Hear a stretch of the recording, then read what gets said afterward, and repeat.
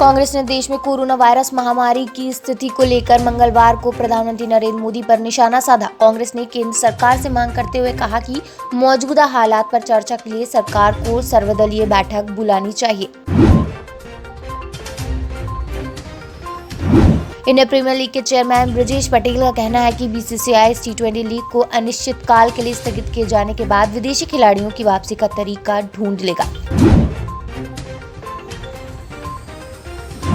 Corona संक्रमण के तेजी से बढ़ते जा रहे प्रकोप के चलते उत्तर प्रदेश सरकार ने राज्य के सभी उच्च शिक्षण संस्थानों में आगामी 15 मई तक बंद करने का ऐलान जारी कर दिया, जिसके चलते अब राज्य के सभी निजी विश्वविद्यालय, राज्य विश्वविद्यालय, डिग्री कॉलेज के साथ सभी उच्च शिक्षण संस्थान बंद रहेंगे। राजधानी में ऑक्सीजन संकट पर केंद्र सरकार के रवैये को लेकर दिल्ली हाईकोर्ट ने गहरी नाराजगी जताई। दिल्ली हाईकोर्ट ने मंगलवार को केंद्र के कारण बताने को कहा कि कोविड-19 मरीजों के उपचार के लिए दिल्ली को ऑक्सीजन की आपूर्ति पर आदेश की तामील नहीं कर पाने के लिए उनके खिलाफ अवमानना कार्रवाई क्यों नहीं शुरू की जाए।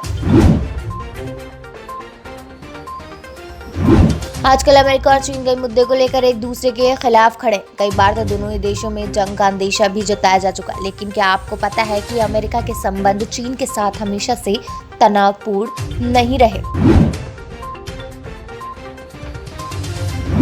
कोविड मैनेजमेंट पर पटना हाई कोर्ट से बिहार सरकार को एक बार फिर फटकार लगे। सुनवाई के दौरान कोर्ट ने मौखिक रूप से कहा कि बार-बार आदेश के बावजूद भी स्थिति में सुधार नहीं है, ये शर्म की बात है। कोर्ट ने कहा कि अगर हालात नहीं सुधर रहे तो स्वास्थ्य सेवा को सेना को सौंप दें।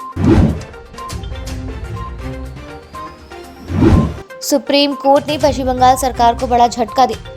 सुप्रीम कोर्ट ने राज्य सरकार द्वारा रेरा की जगह बनाए गए अलग कानून को असंवैधानिक करार दिया। सुप्रीम कोर्ट के जस्टिस डीवाई चंद्रचूड़ की अगुवाई वाली बेंच ने केंद्रीय कानून रेरा की जगह पश्चिम बंगाल सरकार द्वारा रियल एस्टेट एरिया को रेगुलेट करने के लिए बनाए गए कानून हाउसिंग इंडस्ट्री रेगुलेशन एक्ट 2017 यानी हीरा को खारिज कर दिया।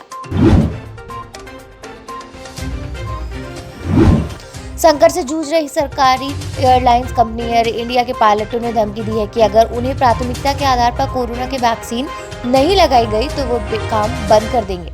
उनका कहना है कि कोरोना वायरस महामारी के इस नाजुक दौर में उन्होंने अपनी जान जोखिम में डालकर राहत कार्यों में हिस्सा लिया, लेकिन इसके बदले में उनकी सैलरी में भारी कटौती कर दी गई।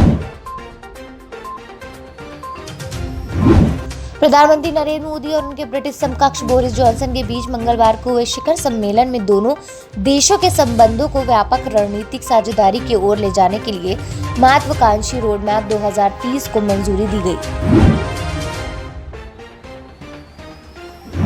बॉलीवुड एक्ट्रेस दीपिका पादुकोण का कोविड-19 टेस्ट पॉजिटिव है। फिलहाल वो परिवार के साथ बेंगलुरु में है। इससे पहले खबर आई थी कि उनके पिता प्रकाश पादुकोण, मां उजाला पादुकोण और बहन अनीशा पादुकोण कोरोना पॉजिटिव है।